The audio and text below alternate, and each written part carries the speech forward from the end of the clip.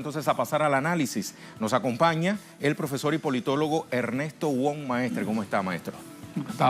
Adelante, tome asiento. Gracias. Vamos a dialogar un rato sobre lo que acaba de finalizar en la capital de nosotros los cubanos. Así. Profesor, un tema al que se le dedicó especial importancia fue la arremetida de la derecha en Latinoamérica contra las fuerzas progresistas, sus partidos políticos y movimientos sociales. Ahora yo le pregunto, ¿qué facilitó esta oxigenación de la derecha durante los últimos años en la región? O dicho de otra manera, ¿en qué ha fallado la izquierda? Yo pienso que hubo procesos que se quedaron cortos con respecto a las exigencias de la población, por un lado, ¿no? Y por otro, hubo muchas limitaciones para comprender las nuevas estrategias que estaba desarrollando el imperialismo desde que ocurrió la Revolución Bolivariana, que los laboratorios de guerra de Estados Unidos elaboraron, prepararon para ver cómo socavaban precisamente las bases. Y gobiernos que no se plantearon líneas profundamente transformadoras, hay que reconocerlo, porque los que se lo plantearon siguen vigentes, ¿no? Correcto. Bolivia, Evo con una clara direccionalidad al socialismo, él lo ha dicho, el movimiento del socialismo, el de Evo. El MAS. El Daniel Ortega con la revolución sandinista, teniendo en cuenta las características de Nicaragua, un país de los más pobres de América Latina y que empezó a avanzar en las transformaciones, alianzas externas, todo lo que vemos del canal, y que tuvo hasta el momento, y lo tiene todavía, una mayoría, porque si no hubiera fracasado ante esta arremetida que le dieron con todas las herramientas, los métodos que usaron para tumbar el gobierno de Ucrania, para el de Libia, bueno, y con Nicaragua. Las denominadas revoluciones de colores, que acá en Latinoamérica han tenido una connotación particular. Entonces, Venezuela, que es un ejemplo de transformaciones sociales profundas en todos los ámbitos de la vida. Pero que no ha escapado tampoco de esa arremetida de la derecha. Por supuesto, pero esa es la dialéctica, ¿no? Ir venciendo a la arremetida de la derecha en las formas en que salgan. Desde lo que pasó en el golpe del 2002, después lo del petróleo, con todas las cooptaciones que han hecho de figuras de ciertos niveles de dirección que han caído en corrupción. Todo eso ha sido enfrentado por la revolución y el pueblo lo entiende, yo creo que lo entiende con mucha mayoría, con mucha estatura. ¿Dónde ha radicado el éxito de países como los que usted acaba de mencionar, ¿no? La revolución bolivariana en Venezuela, el movimiento del socialismo en Bolivia, lo que incluso está en curso en Nicaragua, pero que no ha logrado calar en un nivel de desestabilización tal que el gobierno del presidente Daniel Ortega desaparezca? ¿Dónde ha radicado el éxito? Ahí ha habido una ampliación de los proyectos sociales, la inclusión del pueblo organizado, organizar al pueblo de acuerdo a las características de cada población.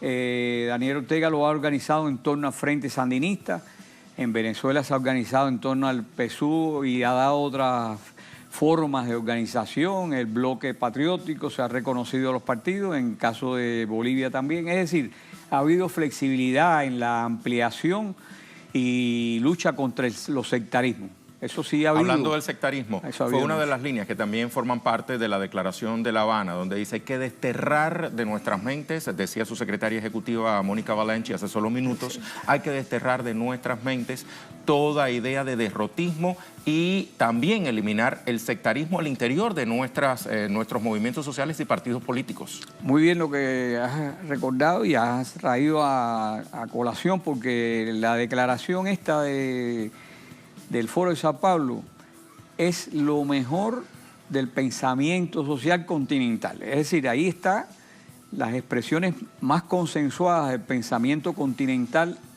de avanzada que tienen los pueblos latinoamericanos, y hay que tenerlo muy en cuenta. por eso es que también el texto que hizo Machadito es muy importante también José estudiarlo. Ramón Machado Ventura. Exacto, José Ramón Machado Ventura. Segundo secretario del Partido Comunista Machadito, de Cuba. como le dicen. Exacto. Y bueno, que muestra ya una posición más radical de la Cuba socialista, ¿no? Con muchos principios y muchos detalles que mencionó en este texto que también hay que estudiarlo. Yo creo que los pueblos tienen que utilizar ahora estos materiales, estos documentos, y en cada organización estudiarlos profundamente. Los diagnósticos que se hicieron en la declaración del Foro de Sao Paulo, las estrategias que se plantean, el plan de acción, que son objetivos concretos que hay que lograr, y las formas de enfrentar a los objetivos del imperio. Como parte la de ese plan de desmovilización. acción, exacto, vale la pena destacar un elemento que es trabajar de manera integrada para blindar la soberanía política y social de los países del área. Convocan incluso a crear un movimiento social en defensa de la paz, o sea, aquí la paz está como leitmotiv, ¿no? Se impone un ejercicio práctico, decía Mónica Valenci, de internacionalismo mutuo entre todas las fuerzas de América Latina y el Caribe y más allá de las fronteras, África, Asia, otras regiones. Sí, se afirmaron lo que se acordó en La Habana de América Latina como zona de paz, región de paz, continente de paz. Creo que, en el pronunciamiento de la CELAC. Creo que en esto hay que tener muy en cuenta la respuesta que tuvieron de algunos gobiernos de derecha, Pompeo y Trump, en el sentido de que empezaron a tratar de socavar para agredir a Venezuela, y ahí varios gobiernos dijeron hasta ahí. Incluso algunos dijeron que América Latina es una zona de paz. Porque verdaderamente, por eso es que es tan importante que el eje de la paz, ¿no? Porque en eso se coinciden en América Latina, y sería la jugada que tienen Estados Unidos con sus bases, porque ellos han ido llenando varios países de América Latina con bases militares, pensando en una vuelta a los gobiernos incluso militares, ¿no? De derecha. Y eso creo que es una parte de los ejes que está tratando de que el Foro de Sao Paulo asuma como clave, eje clave, ¿no? Para en torno a eso entonces lograr posiciones unitarias para luchar en las elecciones, para en aquellos lugares donde no hay gobiernos de izquierda, lograr el gobierno de izquierda, que hay que tener mucho trabajo, hacer, yo dijera que mucho estudio de lo que dicen aquí en el Foro de Sao Paulo para que haya mayor legitimidad, ¿no? El foro da legitimidad a los movimientos al interior de cada país. Tal cual. Y entonces los movimientos actúan porque fue un acuerdo continental. Esa es la ventaja del Foro de Sao Paulo. Yo cuando veo el Foro de Sao Paulo estoy viendo aquella tricontinental en Cuba, que bueno, como su antecedente, ¿no? En aquella época, de los años 60, eran gobiernos militares contra los cuales había que hacer la lucha armada, que recordemos, ¿no? Ahora no, ahora ahí ya no están estos gobiernos militares. Son otros momentos históricos. Son dos momentos históricos, están estos gobiernos por la vía democrática, aunque los gobiernos de derecha están alterando la democracia, porque cuando roban elecciones, como hicieron en Colombia, que se vendieron los votos abiertamente, cuando hicieron las legislativas de operaciones contra Zelaya, que después llevaron a cabo unas elecciones, después que socavaron al movimiento de izquierda de Zelaya, o lo que han hecho con Lula, con Dilma, que quieren, bueno, se van a unas elecciones en forma desequilibrada, porque verdaderamente un hombre que está en la cárcel, que no puede moverse en una campaña, y con lo que causa eso en ciertos sectores de la población, que es un hombre que está sometido a la justicia. Y sobre el tema Lula vamos a volver en sí. minutos, profesor, porque lo voy a invitar a usted y a la audiencia que está en sintonía con el programa Es Noticia a desempolvar en las páginas de la historia cómo surge el Foro de Sao Paulo, cuándo surge, quiénes lo fundan, por qué. Ahí va este material. El Foro de Sao Paulo por la Unidad Latinoamericana y Caribeña es un espacio de debate, diálogo y acción conjunta que nace de la necesidad de un nuevo orden en América Latina y el Caribe. Fue en 1990 cuando organizaciones políticas de izquierda apostaron a la unión y la integración regional con el impulso del Partido de los Trabajadores de Brasil. Mientras tanto, la izquierda internacional asistía al derrumbe del socialismo en la Unión Soviética y Europa del Este. Casi 3 décadas después, los gobiernos progresistas de la región se enfrentan a las mismas amenazas. La 24ª edición del Foro de Sao Paulo se realiza en medio de un contexto difícil, marcado por el retorno al poder de la derecha en varios países del continente. En este momento histórico, el foro se convirtió en un espacio de aportes de los protagonistas para la construcción de alternativas políticas. Muestra de ello fue la participación de 625 representantes de 51 países, más de 60 parlamentarios, 168 organizaciones y 120 brigadas de las principales articulaciones de movimientos sociales del continente. Incluye a partidos políticos de izquierda de Argentina, Barbados, Bolivia, Brasil, Costa Rica, Cuba, Ecuador, El Salvador, Guatemala, Haití, Martinica, Nicaragua, Perú, República Dominicana, Trinidad y Tobago, Uruguay y Venezuela, entre otros. En esta oportunidad, nuevamente La Habana fue sede del encuentro. También lo fue en las ediciones de 1993 y 2001. Desde allí, los participantes expresaron su solidaridad con el exmandatario brasileño Luis Ignacio Lula da Silva y rindieron homenaje al líder de la Revolución Cubana, Fidel Castro, ambos fundadores del Foro de Sao Paulo. Hombres han luchado a lo largo de tantos años. Seguimos reflexionando aquí con el profesor Wong Maestre, Ernesto Wong, cubano, analista, politólogo, profesor universitario, ¿cierto, profesor? Sí, estamos ofreciendo nuestra ayuda ahí en la maestría en la Universidad Militar de Relaciones Internacionales, en la UVB con la maestría en Derecho Internacional Público y en el Instituto Pedro Gual con la maestría en Política Exterior. Estamos impartiendo unidades curriculares relacionadas con la integración, sobre todo, ¿no? La integración latinoamericana. Pues viene como anillo al dedo esta reflexión en torno al Foro de Sao Paulo. Foro donde también se denunció el tema de la judicialización de la política o lawfare, por su término en inglés, como fiel aliada de la derecha para mantenerse en el poder. Los participantes exigieron de viva voz esta consigna: Lula libre, Lula inocente, Lula presidente. Lula presidente. Y Lula fue homenajeado también en el Foro de Sao Paulo. Sí, yo creo que el Foro de Sao Paulo es un espaldarazo muy fuerte con Lula. Un mensaje a la oligarquía brasileña que está dividida ahí con respecto a Lula, pero que no logran, bueno, cuajar que se opte por la veracidad, ¿no? Es decir, soltar a Lula porque Lula no se le han comprobado ningún tipo de falta de nada, ¿no? Entonces, ¿cómo es posible mantener están forzando a una persona tras la reja sin tener pruebas contundentes de que ha cometido algún delito?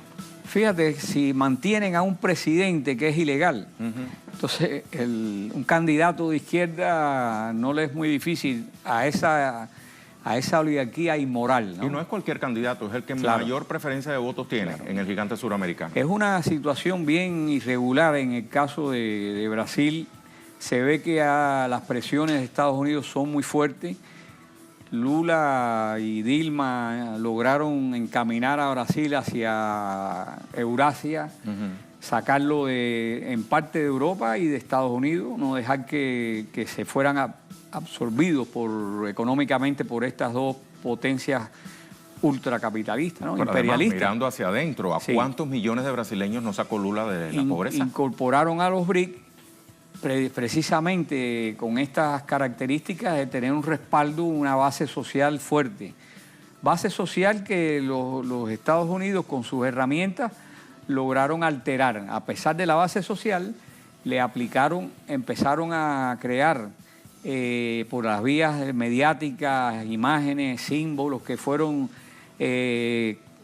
destruyendo la unidad en torno a salir a una respuesta dura frente al impeachment, ¿no?, que le hicieron a Dilma, y usaron los mecanismos de la legalidad burguesa para derrotar, porque si no se pone coto a la legalidad burguesa, como se ha hecho en los países que se mantienen de una u otra forma, a través de leyes, logró Chávez logró la nueva Constitución. Esa es una de las ejemplos que están los gobiernos de Estados Unidos tratando de restarle a Venezuela.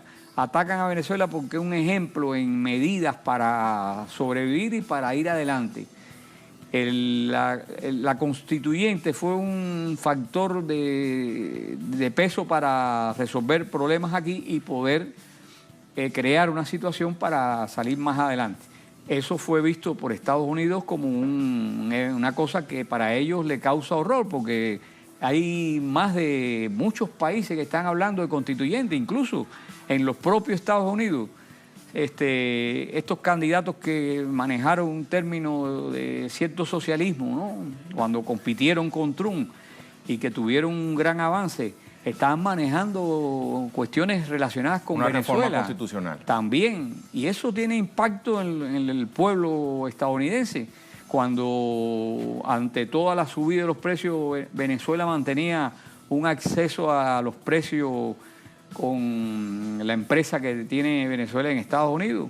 Y eso se extiende, la energía, todos estos elementos que Estados Unidos lo ve como esa clase, ¿no? Esa clase que quiere reconquistar el continente, cuestión que está en el diagnóstico del Foro de Sao Paulo, pues quieren entonces revertir esta línea. Han logrado, porque el Foro lo reconoce, cómo han logrado dividir, cooptar para buscar candidatos que puedan engañar a la población, como vemos varios casos, porque los que le dieron el golpe a Lugo ya no están. A Fernando Lugo. Pusieron a otros las caras lindas para que pudieran usufructuar ese golpe, y como hicieron en Honduras a Micheletti, lo desaparecieron del mapa y después enmascararon, y tenemos allí una situación que hasta ahora, en estos momentos, han violado los resultados en Honduras.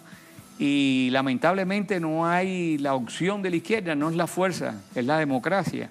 Entonces están aprovechando esto, las oligarquías, donde no hay fuerza militar, fuerza que pueda enfrentar a las amenazas de golpe y demás. No es el caso de Venezuela, que tiene una unidad cívico-militar muy fuerte, igual que en Nicaragua, que hay una unidad cívico-militar. Es importante explicarle a la audiencia de Es Noticia en qué consiste la unidad cívico-militar. Sí, la unidad cívico-militar se logra por varias vías, ¿no? En el caso de los sandinistas la lograron por la vía armada. De la lucha armada que crearon. El pueblo se fue a las montañas y crearon un ejército que pudo vencer al ejército de Somoza. Fue prácticamente lo que también sucedió en Cuba en los años 50. Sí, exacto, y semejante a Cuba. El caso de Venezuela es un caso único que logró un militar de cierto nivel conocer a fondo la Fuerza Armada, cómo pensaba la mayoría de esa fuerza, y fue haciendo un trabajo desde que obtuvo el gobierno, ¿no?, las elecciones en el 98, fue haciendo un trabajo de hormiguita en la Fuerza Armada hasta que logró, a través de trabajo político del trabajo social también, fue involucrando a las fuerzas militares en lo social. Evo ha hecho algo también parecido. Hizo una desmovilización de generales que sabían que no estaban de acuerdo, pues los desmovilizó.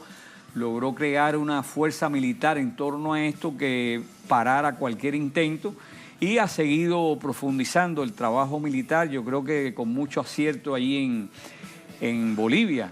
Y en este contexto también está, sobre todo en los casos de Cuba y Venezuela, por ejemplo, el pueblo uniformado, las milicias. Las milicias, que es el caso de Venezuela, que ya va a llegar a 1 millón de efectivos de las milicias nacional bolivarianas, que es un elemento que incorporó el comandante Chávez a la defensa integral.